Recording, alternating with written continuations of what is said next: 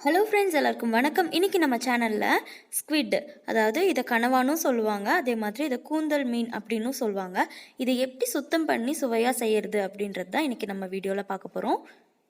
And இதோட health benefits என்னென்னு நான் அப்பப்போ சொல்கிறேன். ஸோ வீடியோவை ஸ்கிப் பண்ணாமல் ஃபுல்லாக பாருங்கள். முதல்ல பார்த்திங்கன்னா இந்த ஸ்குவிட்டுங்கிறது இப்படி தான் இருக்கும். முதல்ல இதோட ஸ்கின்னை நம்ம உரிச்சு எடுக்கணும், பீல் பண்ணி. இது ரொம்ப ஈஸியாக வந்துடும். ஸோ ஃபர்ஸ்ட் ஒரு லேயர் ஸ்கின் இருக்கும், அதுக்குள்ளே இன்னொரு பிங்க் கலர் மாதிரி இந்த மாதிரி இருக்குது பார்த்தீங்களா. இது நீங்கள் ஒரு இது பிக் பண்ணிட்டீங்கன்னா நல்லா இந்த மாதிரி உரிக்க எடுக்க வந்துடும். ஸோ க்ளீனாக இது ஃபுல்லாக நம்ம எடுத்துடலாம். இதோட வால் பகுதியில் மட்டும் இந்த மாதிரி லைட்டாக இருக்கும், அதையும் நீங்கள் எடுத்துடலாம் ஈஸியாகவே. ஸோ இதை எடுத்ததுக்கப்புறம் பார்த்தீங்கன்னா இதோட தலைப்பகுதியை நீங்கள் எடுக்கும்போது உள்ளே இருக்கிற அந்த கழிவு எல்லாமே அது கூடவே சேர்ந்து வந்துடும். ஸோ அந்த கண்ணுக்கு கீழே அந்த கழிவெல்லாம் எடுத்துருங்க பார்த்து.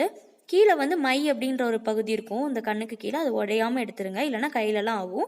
அது உடையறனால எந்த பாதிப்பும் கிடையாது. அதே மாதிரி இதுக்குள்ளே பார்த்தீங்கன்னா அந்த நம்ம டிரான்ஸ்பரண்ட்டாக ஒரு முள் மாதிரி இருக்கும், அது உள்ளே ஒரு சிலதில் இருக்க சான்ஸ் இருக்கும். ஸோ கையை விட்டு எடுத்துருங்க க்ளீனாக. அதே மாதிரி தலைப்பகுதியை பார்த்தீங்கன்னா இந்த மாதிரி சென்டரில் பார்த்தீங்கன்னா ப்ரெஸ் பண்ணி எடுக்கும்போது இந்த மாதிரி ரவுண்டாக ஒன்று கிடைக்கும். அது என்னென்னு பார்த்தீங்கன்னா அந்த ஸ்குவிட்டோட வாய் அதில் சின்னதாக ஒரு கொடுக்கு மாதிரி இருக்கும், அதை நம்ம சமையலுக்கு போடக்கூடாது. இன்னொன்று க்ளீன் பண்ணி காட்டுறேன் பாருங்கள். இந்த மாதிரி தான் இருக்கும் அதுக்குள்ளே தலை எடுத்துட்டோன்னா. ஸோ மறுபடியும் நீங்கள் இருக்கான்னு கன்ஃபார்ம் பண்ணிக்கோங்க. திரும்ப இந்த நம்ம ஸ்கின் பீல் பண்ணி எடுத்துடலாம். நல்லா பியோர் ஒயிட் ஆகுற வரைக்கும் எல்லா இடத்துலையுமே பீல் பண்ணி எடுத்துடணும். நல்லா இதை க்ளீன் பண்ணி எடுத்ததுக்கப்புறமா பியோர் ஒயிட்டாக இருக்கணும். உங்களுக்கு வேணாம் அப்படின்னு நினச்சிங்கன்னா தலைப்பகுதி நீங்கள் போட தேவையில்லை. பட் இது சாப்பிட்றதுனால எந்த கெடுதலும் இல்லை. பார்த்தீங்கன்னா தலைப்பகுதியில் இந்த மாதிரி சென்டரில் எல்லா பக்கமும் அதை விரித்து விட்டுட்டு நீங்கள் பார்த்தீங்கன்னா ப்ரெஸ் பண்ணி எடுக்கும்போது இந்த மாதிரி ரவுண்டாக ஒன்று கிடைக்கும். இது நம்ம போட வேணாம், அது அதோட வாய்ப்பகுதி. அவ்வளோதான். இதே மாதிரி நம்ம எல்லாத்தையுமே க்ளீன் பண்ணி எடுத்துக்கலாம். அந்த தலைப்பகுதியில் இருக்கிற அந்த ஸ்கின் நம்மளால் பீல் பண்ண முடியாது. நீங்கள் வேணான்னா அதை அவாய்ட் பண்ணிக்கலாம். பட் அதை சேர்க்கறனால எந்த பிரச்சனையும் இல்லை. இது நல்லா 3 தடவை தண்ணி ஊற்றி நல்லா அலசி எடுத்துக்கலாம். ஸோ இதுக்குள்ளே கொஞ்சம் கழிவு எதாவது இருந்தால் கூட நம்ம நல்லா விரல் விட்டு க்ளீன் பண்ணும்போது க்ளீனாகிட்டு வந்துடும்.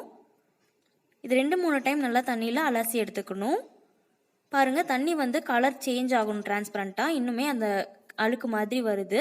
ஸோ நல்லா தண்ணி ஊற்றி க்ளீன் பண்ணக்கப்புறமா கடைசியாக மஞ்சள் தூள் கொஞ்சமாகவும் அது கூட கொஞ்சமாக உப்பும் சேர்த்து க்ளீன் பண்ணி எடுத்துக்கலாம். அந்த மஞ்சள் தூள் சேர்க்கறதுனால அதில் ஏதாவது ஸ்மெல் இருந்தாலும் அது போயிடும். ஸோ சமைக்கும் போது அது நமக்கு எந்த ஸ்மெல்லும் கிடைக்காது. அதுக்கப்புறம் இதை எடுத்து இந்த மாதிரி சின்ன சின்னதாக கட் பண்ணி எடுத்திருக்கேன். நீங்கள் இதை வேணுங்கிற மாதிரி கட் பண்ணிக்கலாம். நான் குட்டி குட்டியாக கட் பண்ணியிருக்கேன், இந்த மாதிரி ரவுண்ட் ஷேப்பில் வர மாதிரி. அதுக்கப்புறம் தலையில் எனக்கு கண் வேணாம் அப்படிங்கிறதுனால நான் அதை தனியாக எடுத்து போட்டுட்டேன். ஸோ கீழே இருக்கிற அந்த வால் மாதிரி இருக்குது பார்த்தீங்களா, அதை நான் ஆட் பண்ணிக்கிறேன். கண் சாப்பிட பிடிக்காததுனால அப்படி எடுத்துட்டேன். இதை நம்ம திரும்பவும் கட் பண்ணி எடுத்ததுக்கப்புறம் கொஞ்சம் பிசுபிசுப்பு தன்மை இருக்கும், அதனால வாட்டரில் நல்லா வாஷ் பண்ணி வச்சுக்கலாம்.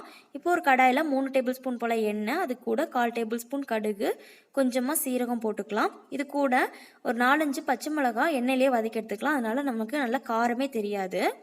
வதக்கினதுக்கப்புறமா இதில் ஒரு பெரிய வெங்காயம் சின்ன சின்னதாக நறுக்கி வச்சுருக்கேன், அதையும் இது கூட ஆட் பண்ணிக்கிறேன். இந்த ஸ்குவிட்டு சேர்த்துக்கிறதுனால நமக்கு உடம்புக்கு என்னென்னலாம் பெனிஃபிட்னு கேட்டிங்கன்னா, ரொம்ப நாளாக தீராத தலைவலி கூட இதை சேர்க்கறதுனால தீர்ந்துடும். இப்போ பார்த்தீங்கன்னா இது கூட ஒரு தக்காளி சின்னதாக நறுக்கி சேர்த்துக்கிறேன். அண்ட் இது பார்த்தீங்கன்னா விட்டமின் B12, ஒமேகா இதெல்லாம் இருக்கிறதுனால நமக்கு உடம்புல இருக்க nervous system and blood pressure கூட இது நம்மளுக்கு கட்டுப்படுத்துது.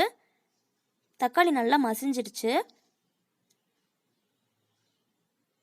இப்போ இது கூட 1 டேபிள் ஸ்பூன் போல் இஞ்சி பூண்டு பேஸ்ட் சேர்த்துக்கலாம். அண்ட் இதுக்கு தேவையான மசாலாவும் இது கூட ஆட் பண்ணிக்கலாம். 1/2 டேபிள் ஸ்பூன் மிளகாய்த்தூள், 1/2 டேபிள் ஸ்பூன் மல்லித்தூள், 1/4 டேபிள் ஸ்பூன் கரம் மசாலா, அது கூடவே தேவையான அளவு உப்பு சேர்த்துட்டு இந்த மசாலாவோட பச்சை வாசனை போகிற வரைக்கும் இது குக் பண்ணிக்கலாம். 2 நிமிஷம் போதும். 2 நிமிஷம் குக் பண்ணதுக்கப்புறமா நம்ம க்ளீன் பண்ணி எடுத்து வச்சுருக்க ஸ்குவிட்டையும் இது கூட சேர்த்துக்கலாம். இது நல்லா பெரட்டி விட்டிங்கனாலே போதும், எல்லா பக்கமும் நல்லா மசாலா படுற மாதிரி. இதுக்கு நம்ம தண்ணி எதுவுமே சேர்க்க தேவையில்லை, இதுலேயே நிறைய தண்ணி விடும். அதே மாதிரி இந்த ஸ்குவிட்டு யாரெல்லாம் சாப்பிட்லான்னு பார்த்தீங்கன்னா, சொன்ன மாதிரி ஒற்றை தலைவலி ரொம்ப நாளாக தீராத தலைவலி இருக்கவங்கலாம் எடுத்துக்கலாம். அதே மாதிரி வெயிட் லாஸ் ஃபாலோ பண்ணுறவங்க, டயட்டில் இருக்கவங்க, நமக்கு கறி சாப்பிட்டா இல்லை நான்வெஜ் சாப்பிட்டா வெயிட் போடும் அப்படின்னு நினைக்கிறவங்களாம் ஸ்குவிட்டு தாராளமாக எடுத்துக்கலாம். இதில் கொலஸ்ட்ரால் கண்ட்ரோல் பண்ணும்.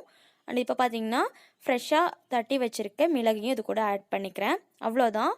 இது நம்ம ஸ்டவ் ஆஃப் பண்ணி எடுத்துக்கலாம். 2 மினிட்ஸில் ஸ்குவிட் வெந்துடும். லாஸ்ட்டாக கொத்தமல்லி போட்டு கொஞ்சம் நேரம் மூடி வச்சிட்டிங்கன்னா அதோட ஃப்ரேக்ரன்ஸ் ரொம்பவே நல்லாயிருக்கும்.